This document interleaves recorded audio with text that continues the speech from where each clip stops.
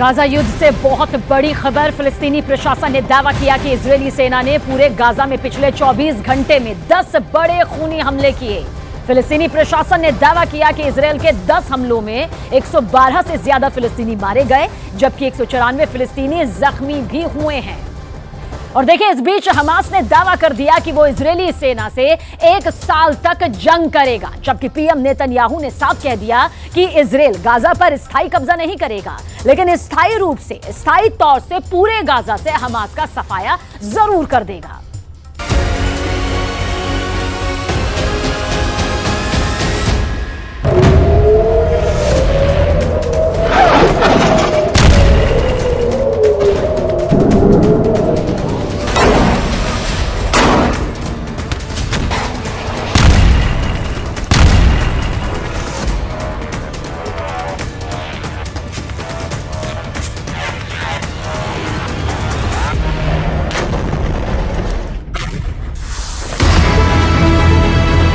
Israel का secret plan, Gaza में America का कब्जा। 3 महीने से ज्यादा की जंग में भले ही उत्तरी गाजा में हमास का सफाया इजरायली सेना ने कर दिया हो, लेकिन दक्षिणी गाजा, मध्य गाजा में हमास के लड़ाके इजरायली सेना पर जमकर हमले कर रहे हैं। हम आपको हमास के उन हमलों के बारे में डिटेल से बताएंगे जिन्होंने इजरायली सेना को भारी नुकसान पहुंचाया है। लेकिन अभी इतना जान लीजिए कि पिछले 36 घंटे के अंदर इजरायली सेना ने 20 से ज्यादा हमास के लड़ाके और 147 से ज्यादा फिलिस्तीनियों को हवाई हमले में मार डाला है। इन हमलों के बीच ये भी दावा किया जा रहा है कि इजराइल गाजा में अमेरिका का कब्जा करना चाहता है। 2H हमास की ताकत, 365 दिन तक युद्ध को तैयार। हमास किस दम पर दावा कर रहा है कि वो इजरायली सेना से अगले 1 साल तक जंग के लिए तैयार है। इसको लेकर वॉर एक्सपर्ट्स का साफ कहना है कि हमास को हूथी, हिजबुल्लाह और ईरान ने जबरदस्त सैन्य ताकत और राजनीतिक सहयोग दे रखा है। यहां तक कि मुस्लिम मुल्कों पर यह दबाव डाला जा रहा है कि इजराइल के क्रूर हमलों के खिलाफ सभी इस्लामिक मुल्क हमास का साथ दें।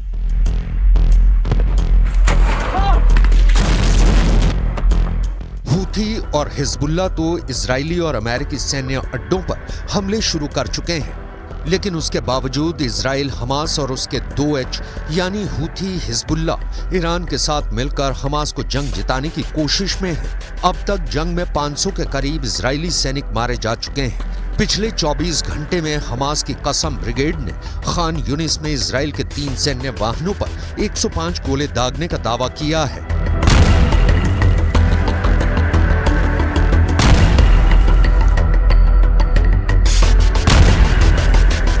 הגדלנו את כמות הלוחמים הנלחמים במזרח ח'אן יונס, ואנחנו פועלים שם בנחישות עם 5 חטיבות חי"ר וכוחות הנדסה רחבים, בדגש ללחימה התת-קרקעית. 100 दिन की जंग, मार दिए 23,000 फिलिस्तीनी। इजराइल पर फिलिस्तीनियों के नरसंहार का आरोप लग रहा है। इजराइल पर गाजा को पूरी तरह से बर्बाद करने का ठीकरा फोड़ा जा रहा है। इजराइल पर आरोप है कि वो अमेरिका की कठपुतली है और गाजा को जानबूझकर इतना तबाह और बर्बाद कर देना चाहता है कि ताकि आने वाले दिनों में गाजा का वजूद पूरी तरह से इजराइल के कंट्रोल में चला जाए। पिछले 36 घंटे में इजराइल ने उत्तरी गाजा से कहीं ज्यादा हमले दक्षिणी गाजा में किए हैं। 41 किलोमीटर लंबी और 10 किलोमीटर चौड़ी गाजा पट्टी पर 2 तरफ से इजराइल हमले कर रहा है। एक है वेस्ट बैंक, दूसरा है दक्षिणी गाजा। दक्षिणी गाजा में खान यूनिस शहर पर इजरायली सेना ने सबसे भीषण हमले किए हैं। यहां तक खान यूनिस की 4 लाख आबादी इस वक्त IDF के हवाई हमलों के सामने बेबस हो गई है।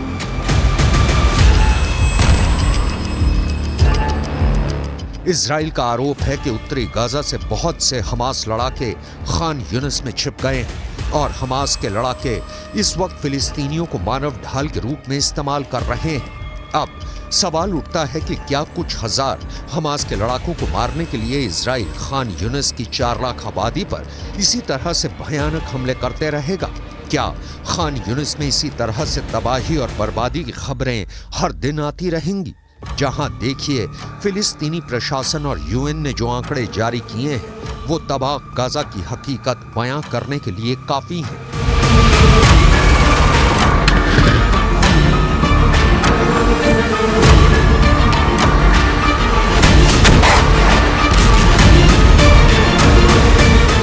आइए अब आपको तफसील से बताते हैं कि गाजा में आखिर किस तरह की महातबाही का मंजर अब तक सामने आ चुका है। दरअसल 7 अक्टूबर 2023 से अब तक यानी कि आज की तारीख तक गाजा पट्टी में इजरायली हमलों में बहुत बड़ी संख्या में फिलिस्तीनी मारे जा चुके हैं। हमारे साथ मौत का ये आंकड़ा है। देखिए, जानकारी आप तक पहुंचा दें कि अब तक इस महायुद्ध में 23,000 से ज्यादा लोगों को अपनी जान गंवानी पड़ चुकी है। यानी ये वो लोग हैं जिन्होंने अपनी जान इस महायुद्ध में गंवाई है। साथ ही आगे भी आंकड़े को दिखाएंगे क्योंकि 47% फिलिस्तीनी बच्चे हैं इनमें से जिन्होंने अपनी जिंदगी को हमेशा के लिए गंवा दिया। आगे बढ़ते हैं। देखिए, ये दूसरा आंकड़ा है। अगर पूरी गाजा पट्टी में जख्मी फिलिस्तीनियों की संख्या पर बात करें तो ये 60,000 से भी ज्यादा है। यानी कि महायुद्ध में 60,000 से ज्यादा लोग अब तक जख्मी हो चुके हैं। ये जमीनी और हवाई हमले में जख्मी हुए लोगों की तादाद है। अब आपको गाजा पट्टी में तबाह हुई इमारतों का भी हाल जरूर जान लेना चाहिए। तबाह हुई इमारतें 3,59,000 से ज्यादा हैं। ये वो ऊंची ऊंची मजबूत नींव थी जो पूरी तरह से ध्वस्त हो चुकी हैं इस महायुद्ध में। ये आंकड़े सामने आए हैं कि कुल इमारतों में गाजा में तबाह हुए घरों का प्रतिशत 56% तक है। यानी वो घर हैं जो तबाह हो चुके हैं, जबकि उत्तरी गाजा में 82% तक तबाह और बर्बादी का ये पूरा मंजर अब तक इन इमारतों के जरिए, घरों के जरिए सामने आ चुका है। आगे बढ़ते हैं। यहां तक कि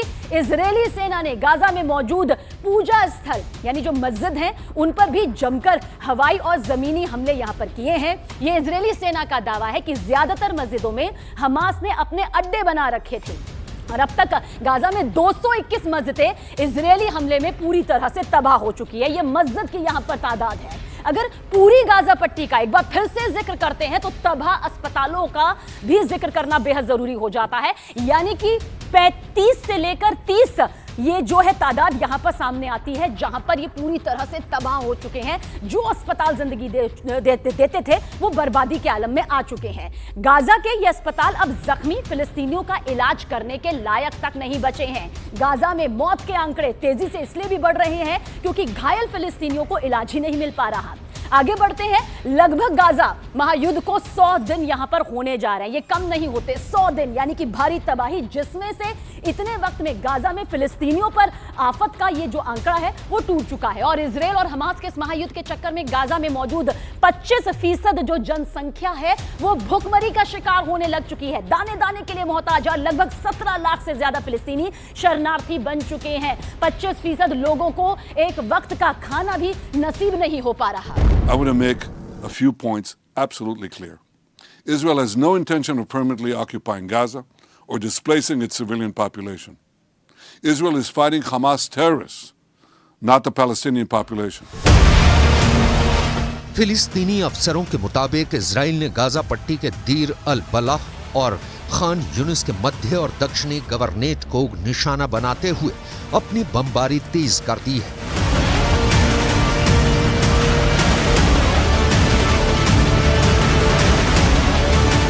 इन हमलों में 90 से ज्यादा फिलिस्तीनी मारे जा चुके हैं।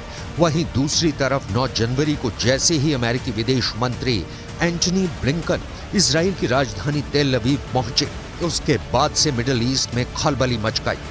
एंटनी ब्लिंकन इजराइल के पीएम और रक्षा मंत्री से काफी देर तक गाजा पट्टी में आगे क्या होगा इस पर चर्चा करते रहे। जो खबरें छनकर बाहर आई हैं उसके हिसाब से अमेरिका ने इजराइल के घातक हमलों को क्लीन चिट देते हुए साफ कह दिया है कि इजराइल पर फिलिस्तीनियों के नरसंहार के आरोप लगाना पूरी तरह से गलत है। विदेश मंत्री ब्लिंकन फिलिस्तीन के राष्ट्रपति महमूद अब्बास से मिले। उसके बाद ब्लिंकन तुर्की, जॉर्डन, कतर, सऊदी अरब के दौरे पर निकल गए। जानकारों का दावा है कि अब अमेरिका मिडिल ईस्ट से लेकर पश्चिम एशिया में ये तैयारी कर रहा है कि गाजा में अब गैर हमास लोगों की सरकार बनेगी जिस पर इजराइल और अमेरिका का कंट्रोल रहेगा।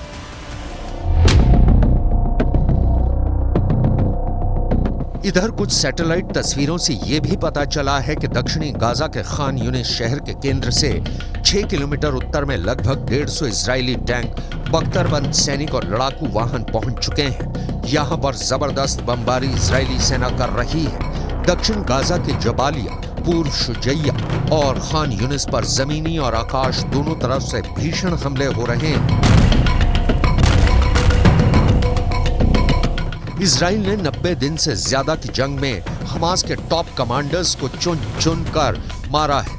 अब तक 100 के करीब हमास के कमांडर मारे जा चुके हैं।